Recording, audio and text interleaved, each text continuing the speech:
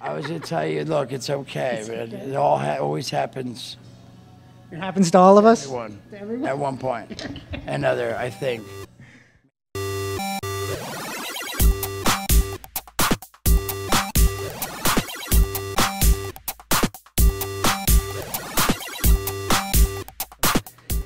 Hey there, everybody. Andrew Young of Geek Art here with the man, the legend, Jason Mewes, here in Toronto to promote the final episodes of Todd and the Book of Pure Evil. Thanks to have you with us, Jay. Thank you. Thank you very much. Hello, testing. Anyone there? Because I'm still here. Are you? I didn't introduce you yet, okay? We goddamn better. Jesus. Jeez. Yeah, I know. Where's that? Well, I'll tell you in a second. Jay, on Todd and the Book of Pure Evil, you play Jimmy the janitor, which it's a horror comedy. As Jimmy the janitor, you have kind of like you give worldly wisdom to Todd on the show. This is probably one of the first roles you've ever played where you kind of been sort of like almost like a father figure. How was that for you? Like, did you enjoy playing like a fatherly, like mentor type role?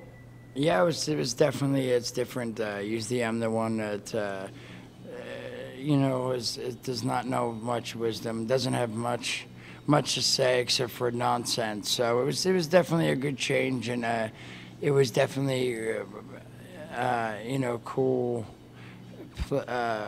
being sort of being, I guess I would say older brother sort of guy, you know what I'm saying? Sort of having someone I care about that I'm giving some advice to. So it was different. It was definitely a lot of fun, and so I'm hoping season 26 it'll hit. What's the record? Well, I don't know. I guess I didn't. Anyway, but yeah. So I think one of the Degrassi just hit like 30 years. So we're gonna try to go for 35. They took a break in between though. Yeah, they're taking breaks. So let's say we're hit like 20 seasons. We'll go right there. Yeah. So you guys are going to be like Gunsmoke, for God's sake. Law and Order. Or Law and Order, yeah. Just have spin-off after spin-off. That'll be great. Am I going to ask a goddamn question today? Like, okay, all right, fine, okay. So usually, you know, I have a co-host, Mr. Green. I don't know why. But unfortunately, he couldn't be here today because we only had enough money for one of us to come out. Oddly enough, though, we had more than enough money to set up this elaborate satellite. So via satellite, it's Mr. Green. Mr. Green has a question for you, Jay. I was just wondering, when you're working on Todd and the Book of Pure Evil, right? Jimmy, who is an amazing character, gets to have some of the best lines throughout the entire series. Like, just great little one-liners. Was it like an improv situation, or were you like going right off the script? A little bit was. I mean, I was mainly stuck to the script. Some things have changed and see if they like it, and we went over it. But I stuck to the script a bunch because it was sort of those words of wisdom that that they wrote that I want to stick with. So, but a little tiny bit, not so much. Oh, okay. Well, you know, that's cool too, right? Because one of my favorite lines was the whole blood mop thing. I'm coming in like on gay day. I'm gonna get out of my way. I'm just gonna pick up my blood mop. It killed me. Like, it's great stuff, man. I didn't make that up. I wish I did, but yeah, no. Most of it was their stuff. So I wanted to stick to what they were saying because you know, it was a different character, and for this, you know, me being in and out and just giving little words of wisdom. I didn't want to, you know, I wanted to stick with what they had written. So it was good. It's good. I like it. I like ad-libbing, but I like sticking to the script too at times. So. All right, well, cool. Thanks for doing this, Jay. That was actually a really good question, Mr. Green. I'm really surprised. Good stuff, man. What do you mean? Why are you being condescending? What the hell is this, man? I come to do the goddamn show, and you're sitting here, now you're talking down to me. I'm trying to be a professional, talking to Jason, and you're acting like a gigantic... Your role is designed where it's kind of like you come in, you do your big moment, like your joke scene, and then you're out again. Mm-hmm. Sort of like little cameos, so to speak. Is that the type of role you enjoy, or do you like being more in like the thick of things? You know what I do? I do like it. I like both. Again, it depends on what. It depends on what it would.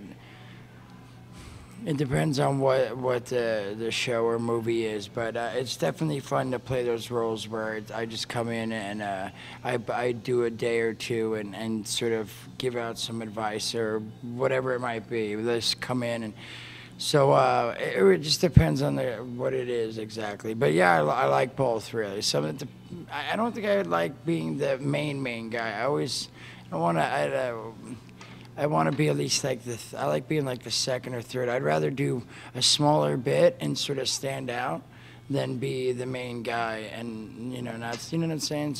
You'd rather be the character than the leading man. Yes, there you have it. Words right there. See, that was putting the perfect. That's what I'm here for. It's going to be my tagline and shit. I want to get a bumper sticker. Now, what would you say was your favorite scene on the show, like of the scenes that you've shot? Favorite scene. I don't know. There's a couple good ones. I got to sit and make out with some girl in the janitor's closet when Todd comes in and sort of asks me something. I'm ignoring him in a sense, but there's that, and I definitely like the tiger gets his first taste of blood, and it's like pussy when we're in the bathroom and we're doing, we're sitting there talking in the bathroom. So there's a few good ones. Right now, you have one of the most popular podcasts on the interwebs right now, Jay and Silent Bob Get Old. It launched back in August? Was that when it launched, I think? It was, yeah, I think August we did our first one, so. Right. Yeah, and Smith has mentioned on the show that it's kind of an ongoing intervention, and the two of you in the first few episodes of the show, you guys recounted your addiction problems, and you were extremely candid with everything that's happened with you. Do you think that it's important to be that open and honest with the fans? Yeah, I would say so. I mean, I think it's good, especially if when I'm doing well. It's good. It's because it's sweet. Like when I had that long stint of time, I got a lot of nice emails. To our fans, to the Viewer Skew site, people can write in there. There's private messages or whatever, and different letters sent to the office saying that you helped my brother. He's heard your story and all this stuff because Kevin wrote a big story about it. But yeah, so I think it's good for that reason to give people help out, and then it's also to be honest, to show that. That I messed up and now things are going well again. And so, yeah, I mean, I don't want to, rather not lie and hide about it because then I just don't feel good to myself. So, because I did that for a little bit when I first messed up again. I didn't tell Kevin and I didn't tell, I was hiding it from my wife and all that stuff. And I just, every day I woke up and I just felt shame and was hiding and lying and it was miserable. So no, I definitely think it's good. It's good to be honest for myself. It makes me feel better, and but yeah, I think it's good for everybody too. So I hopefully, they can understand and all that. So. Cool. You've also mentioned on the podcast your love of Dungeons and Dragons, and I think it was Kevin that suggested that you guys should do a podcast of one of your games. Has there been any forward movement in that? Yeah, we did a show at the Smod Castle called Crimson Mystical Mages, which was like a D&D, but Kevin, he wrote his own, he made up his own Earth, and I'm not sure, I thought it would have been put up, I haven't really checked, but I thought it put up on iTunes or on smodcast.com is where you can download our Jay and Bob Get Old, and all the other podcasts we do should be, you can get them on iTunes or there, so I guess if you haven't, I haven't checked honestly for that one because we did it about 3 weeks ago maybe, and I would have thought by now it would have been put up, but maybe. Well, to be honest, I haven't checked either because maybe it is up. So what is it called? It's called Crimson Mystical Mages. So and Kevin made up his own Smiddle Earth. Because Kevin Smith, Smiddles, and he made up names for us, and Malcolm was Bottom, and I forget his full name, but yeah, so it was fun. Does Mosier play? Mosier does play. It was me, Kevin, Mosier, and Malcolm.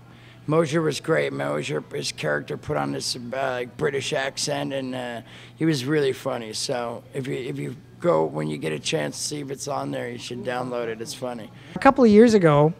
on, I think it was an internet video game sketch show, Select Start. You made a guest appearance on it. You did a couple of sketches, or you played Superman fighting Sub-Zero, and then you were one of the Call of Duty veterans, and then of course you had the Mewes desk, and talking about video games you liked. Is there any chance you might eventually do more sketch comedy? Maybe, I don't know. We were talking about doing some at the Smod Castle, matter of fact, we have a couple nights that are open right now. We were trying to think of doing stuff where we have like open mic night or whatever, so people could come in and do sketch comedy or spoken word or whatever they might want to do. Let people come and sort of do it, and then also, at the end of the night, maybe have a sketch that me and a couple of the guys that are there do. So I don't know. I liked it. I didn't write any of them. My buddy Nick Knack did, and it was a lot of fun. So I mean, I'd like to get into that too. So we'll see. There's a few things I want to do. I'm just, see. I directed a music video up here, and I've been trying to get another one. One of my buddies that works up here has a company that they do mainly music videos, and he's putting the word out that if, that I want to do something, so, and then eventually go up, and then maybe sketch comedy, and see what happens. What was the band that you did the music video for? It was called The Artist's Life, and it was called Let's Start a Riot. Cool. So, is that video out, or? Yeah, it came out. It was. I did it. I feel like it was at least a year ago. My time is all messed up, but it was about a year ago. It was for this management company that this underground operations, and they called and said, "Hey, do you want to write a treatment? Like, there's a few people writing a treatment for this video, and whoever one they like, they're gonna give money and let direct." And they liked my treatment that I wrote for the music video for this song, and we got the financing, the money or whatever, and I came up here and directed it and stuff. It was awesome. I had a blast. I want to do more, so. That's cool, man. Good stuff. Our show is called Geek Hard, and so we have to do the geek questions that the geeks want to hear. So if you could be any superhero aside from Chronic, who would you be? Probably Martian Manhunter. I'm a big fan of his. Really? He's got all the same powers as Superman, and he can turn. He shapeshifts. So I mean, he's got a lot of. And he can read your mind too. Yeah, he's got a lot of powers that way, and I mean, and what's his one weakness is fire. So I mean, just stay away from fire, and you're good. Yeah, actually, yeah, that's true. I never thought about it that way. It's why hasn't he kicked Superman's butt yet? Is pretty much it. Well. Because Superman doesn't give him any problems. He has him in check. What would you rather do? Would you rather drive the DeLorean through time or fly the Millennium Falcon? Fly the Millennium Falcon. Because then you'd be in space, right?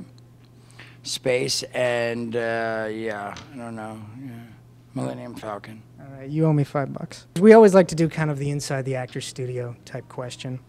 So, when it's your time to pass on, what do you want it to say on your tombstone?